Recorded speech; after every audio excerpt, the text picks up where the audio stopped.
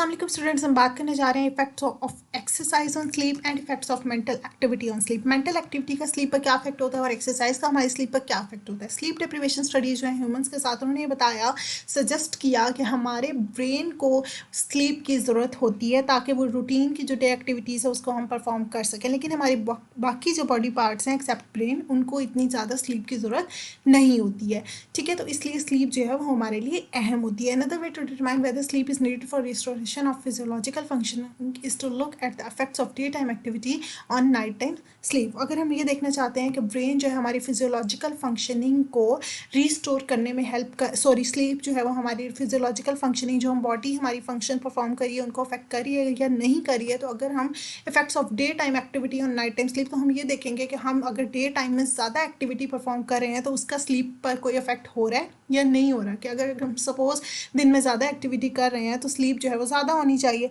ठीक है, अगर हम कम एक्टिविटी कर रहे हैं तो कम होनी चाहिए। कि अगर स्लीप का हमारी बॉडी के साथ कोई ताल्लुक है तो इसके लिए हमें ये चीज़ देखनी होगी।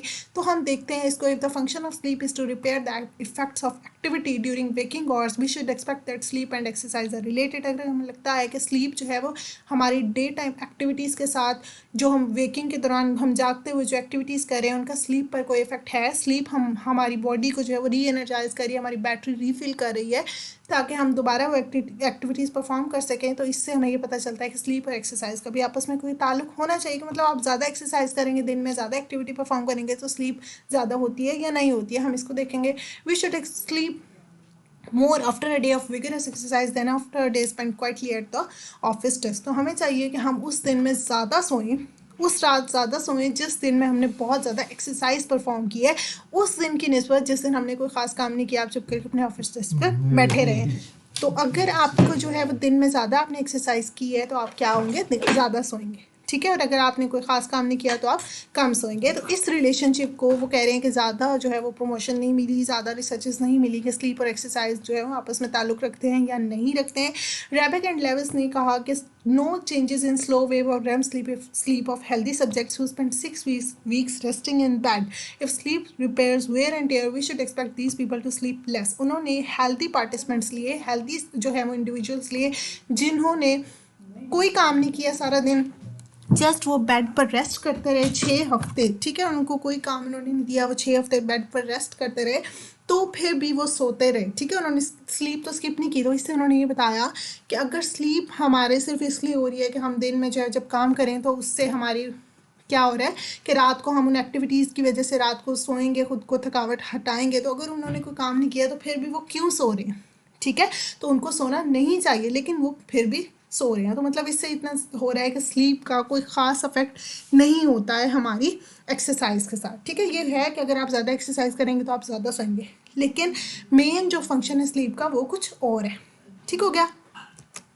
अच्छा जी, उसके बाद क्या है कि effect of mental activity on sleep. अब ये तो हो गया कि एक्सरसाइज का इतना ज़्यादा इफेक्ट नहीं है। ठीक है, लेकिन मेंटल एक्टिविटी का इफेक्ट है या नहीं है ये हम यहाँ पर देखेंगे। If the primary function of slow wave sleep is to permit the brain to rest.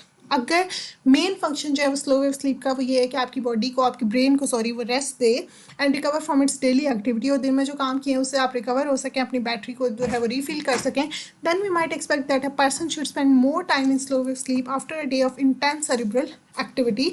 तो इससे हमें ये पता चलता है कि उस दिन हमें फिर रात को ज़्यादा सोना चाहिए। अगर आपने दिन में कोई दिमाग वाली सेरिब्रल एक्टिविटी, मतलब कोई मेंटल एक्टिविटी आपने परफॉर्म की है, ज़्यादा आपने अपने ब्रेन को यूज़ किया है, तो फिर आपको ज़्यादा सोना चाहिए।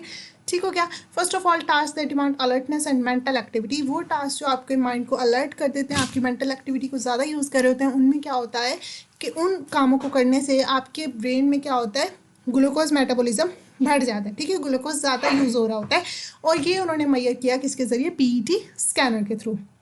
Most significant increases are seen in frontal lobes. ज़्यादा ये जो इंक्रीज हो रहा था ग्लूकोज मेटाबॉलिज्म में, ये कहाँ दिखाई दिया, फ्रंटल लोब्स में, जहाँ पर डेल्टा एक्टिविटी जब वो सो रहे थे तो ज़्यादा थी। ठीक है, मतलब क्यों, क्योंकि जब मेंटल एक्टिविटी आप परफॉर्म कर रहे हैं तो इस एरिया में ज़्यादा एक्टिविटी हो रही है, ज़्यादा ग्लूकोज मेटाबॉलिज्म हो रहा है, तो जब आप सोएंगे तो ये वाला एरिया जो है वो ज़्यादा रेस्ट करेगा।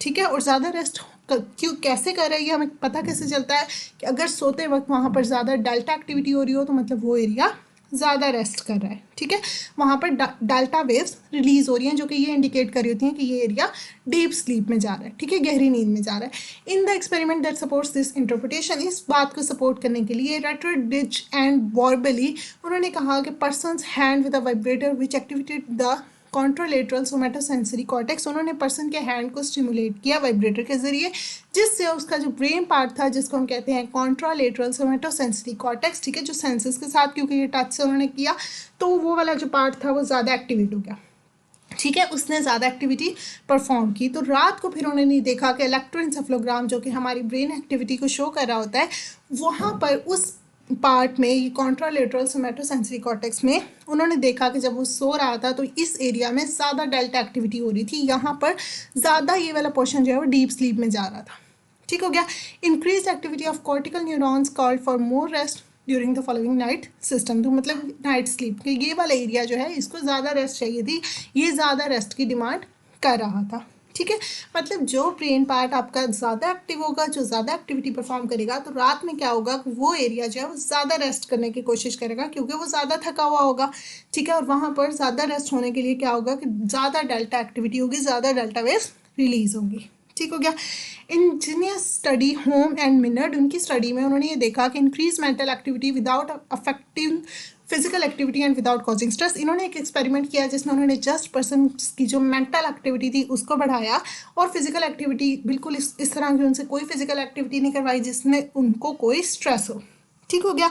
इन्होंने क्या किया, उनको लेकर पहले उनका एक्सपेरिमेंट होना था रीडिंग स्किल्स के ऊपर, कोई रीडिंग स्किल एक्सपेरिमेंट होना था, लेकिन फिर उन्होंने वो कैंसिल किया और उनको लेकर गए डे आउट पर, उनको घुमाया फिराया सारा दिन, ठीक है, और सारा खर्चा वगैरह वो भी एक्सपेरिमेंटर्स का हुआ, मतलब उनको कोई स्ट्रेस भी नहीं हुआ कि हमारा खर्चा होगा, और फिर उसके बाद वो अच्छे अच्छे खुशी खुशी मान भी गए, जाहिर सी बात है हर कोई मान जाता है। फिर वो आर्ट एग्जीबिशन के लिए उनको लेकर गए, शॉपिंग सेंटर पर लेकर गए, म्यूजियम पर लेकर गए, अम्यूजमेंट पार्क पर लेकर गए, जू पर और इंटरेस्टिंग मेंशन पर, ठीक है, ये सारी जगह पर उनको घुमाया फिराया, इंजॉय कराया, और उन्होंने बिल्कुल फिर उन्होंने मूवी भी देखी, ठीक है। तो ये सारे काम जो है उन्होंने बिल्कुल भी चल कर नहीं किए, उन्होंने सुकून से, उनको ड्राइव जो है एक जगह से उठाती थी गाड़ी और दूसरी जगह ले जाती थी, ठीक है, तो उन्होंने कोई एक्सरसाइज नहीं की, कोई उनको स्ट्रेस नहीं हुआ, जस्ट उन्होंने इंजॉय किया। तो इसमें क्या हुआ, उनकी मेंटल एक्टिविटी यूज़ हुई, ठीक है। तो उन्होंने यहाँ पर देखा कि जब उनको वापस स्लीप लेबॉर्ट्री में लेकर आए जहाँ पर उनको सुलाया तो वो इंतहाई थके हुए थे और फ़ौरन सो गए थे। इससे हमें ये, और फिर जब वो सो के उठे हैं तो वो नॉर्मल थे और वो रिफ्रेश थे, तो इससे हमें ये पता चला कि जब उनकी मेंटल एक्टिविटी हुई थी, कोई उन्होंने एक्सरसाइज, कोई स्ट्रेस कुछ भी नहीं था, जस्ट मेंटल एक्टिविटी हुई थी, तो वो ज़्यादा सोए थे, ठीक हो गया।